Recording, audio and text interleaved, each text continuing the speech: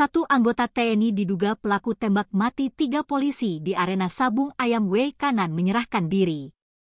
Anggota TNI yang menjadi salah satu diduga pelaku penembakan yang menewaskan 3 anggota Polri dalam penggerbekan arena Sabung Ayam di Kampung Karangmanik, Negara Batin, W Kanan, Lampung, dikabarkan telah menyerahkan diri.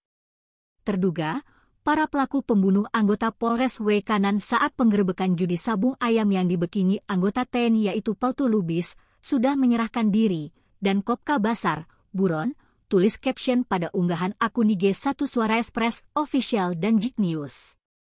Akun itu mengunggah foto yang disebutkan sebagai Peltu Lubis di mana ada 2 oknum TNI yang diduga terlibat dalam tewasnya 3 anggota polisi. Diketahui kejadian menghebohkan tewasnya 3 anggota Polri yakni Kapolsek Negara Batin bersama 2 anggotanya karena ditembak oleh anggota TNI aktif. Berdasarkan informasi beredar, kedua anggota tersebut adalah Kopka Basar dan Peltu Lubis.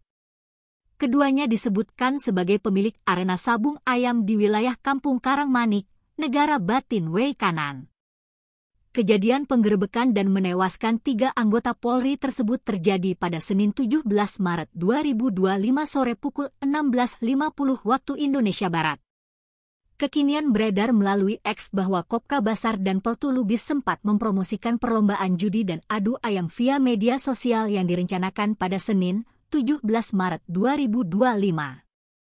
Tanggal 17 hari Senin saksikan Arena Letter S yang tidak kesini nonton live di siaran langsung TVRI, suara video yang diupload akun X Katulistiwa Indonesia beredar. Sebelumnya melalui keterangan resminya, Kapendam 2 Sriwijaya, Kolonel Infantri Eko Syahputra Siregar, tegas akan memberikan sanksi tegas jika oknum anggotanya terlibat dalam penembakan polisi dalam penggerbekan tempat Sabung Ayam di Negara Batin, W Kanan, Lampung. Download Tribun X sekarang, menghadirkan lokal menjadi Indonesia.